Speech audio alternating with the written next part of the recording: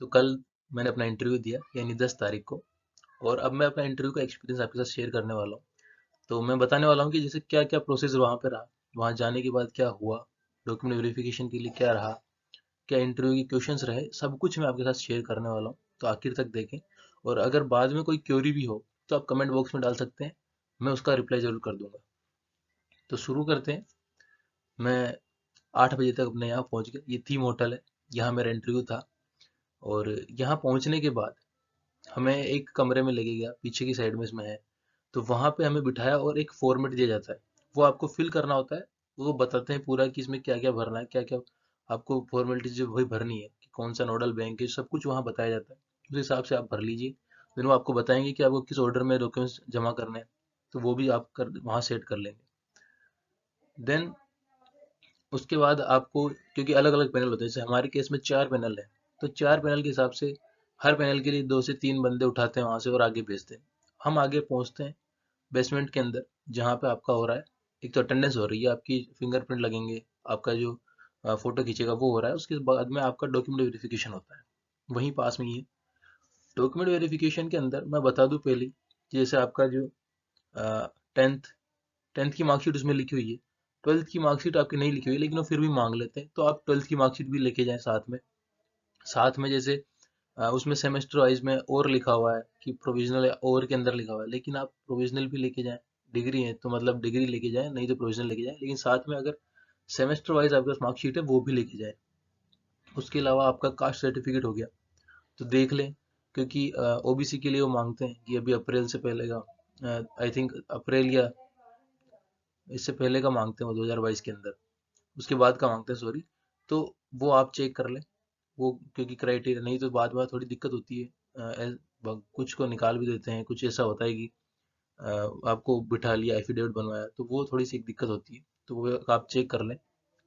बाकी S C के लिए और उनके लिए कास्ट सर्टिफिकेट में ऐसा कोई टाइम का नहीं होता है, वो हर वक्त वैलिड होता है। उसके बाद आपका कास्ट सर्टिफिकेट हो गया। देन आपकी टेंथ ट्वेल्थ प्रोविजनल डिग्री ये सब हो गई चेक। आपका पैन कार्ड और आधार कार्ड जो भी है दोनों लेके जाएं। वैसे आपके पास दोनों है तो दोनों लेके जाएं। आधार कार्ड वैसे वो फर्स्ट पे रखते हैं कि प्रायोरिटी पे आधार कार्ड ही मांगते हैं। देन उन सब की फोटो कॉपी होनी चाहिए आपके पास, उस पर आपका साइन सिग्नेचर होने चाहिए। एडमिट कार्ड पे भी सिग्नेचर वो वही करवा लेते हैं वैसे तो, वो हो जाएगा। देन आपके थंब वम लग जाएंगे, सब हो जाएगा। उसके अलावा एक और मैं बता दूं, जिसका भी टिकट कंसेशन बनता है, जैसे कि S C S T OBC का, वो अपने टिकट की फोटो को भी साथ में लेके जाए, क्योंकि वो उस पे वहाँ पे फोटो कॉपी जमा करते हैं, आपको कंसेशन देते हैं। तो फोटो कॉपी जरूर लेके जाएं साथ में, जिनको भी कंसेशन लेना हो तो वो लेके जाएं साथ में। देन वहाँ डॉक्यूमेंट वेरिफिकेशन के बाद हम बैठे हैं थोड़ी देर।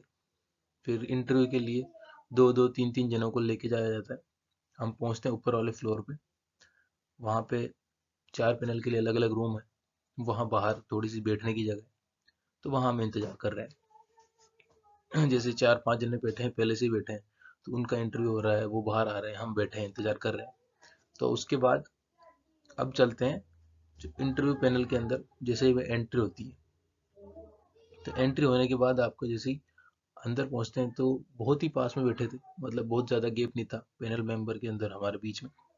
3 जेंट्स थे और एक लेडीज थी, बहुत ज़्यादा पास में। मैंने विश किया। विश करने के बाद उन्होंने बैठने को बोला, तो मैं बैठ गया। तो अब यहाँ से शुरुआत कर देते हैं क्वेश्चंस किस तरह के रहे। तो मैं एक बात पहले ही क्लियर कर दूं कि मेरे केस में उन्होंने कोई भी बैंकिंग से कोई रिलेटेड क्वेश्चन नहीं पूछा, ना ही कोई करंट अफेयर्स का कुछ क्वेश्चन उन्होंने मुझसे पूछा।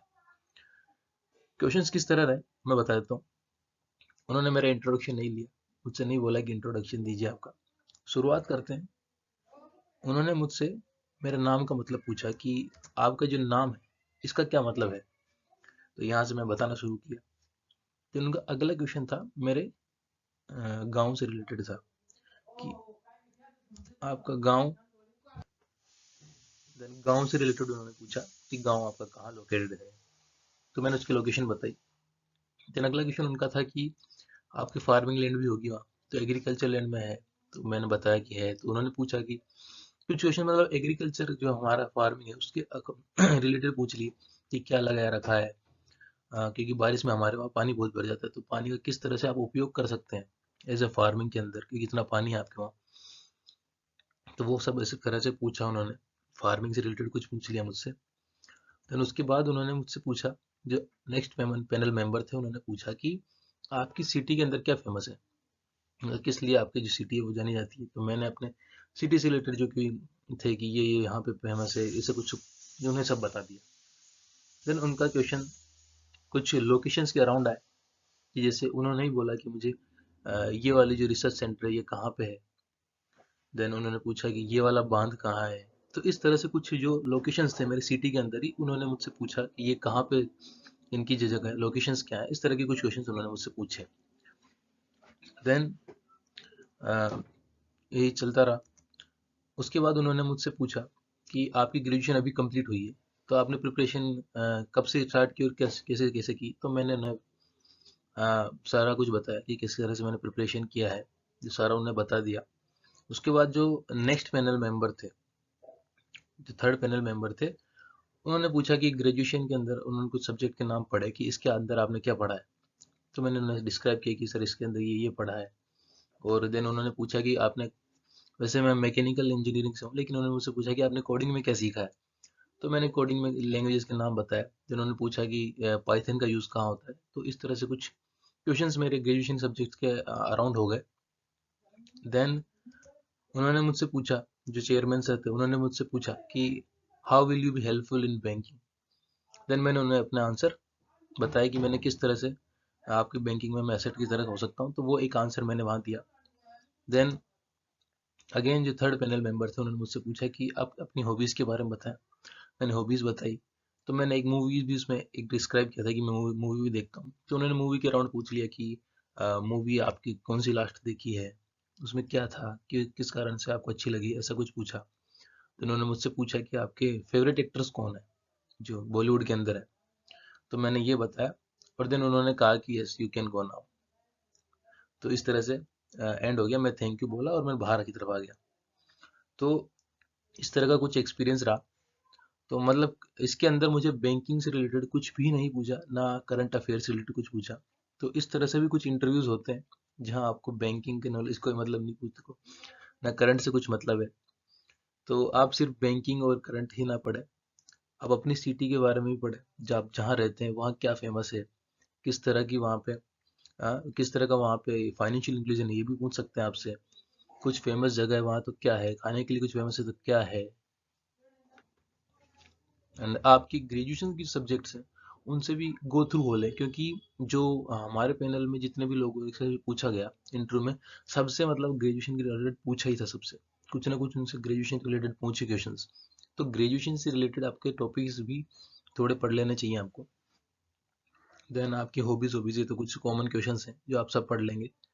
तो इस तरह का कुछ ओवरऑल मेरा एक्सपीरियंस रहा उसके बाद। तो यही मैं बस आपसे शेयर करना चाहता था। बाकी कोई क्वेरी हो तो आप कमेंट बॉक्स में डाल सकते हैं, मैं वहाँ आपको रिप्लाई कर दूंगा। Thank you.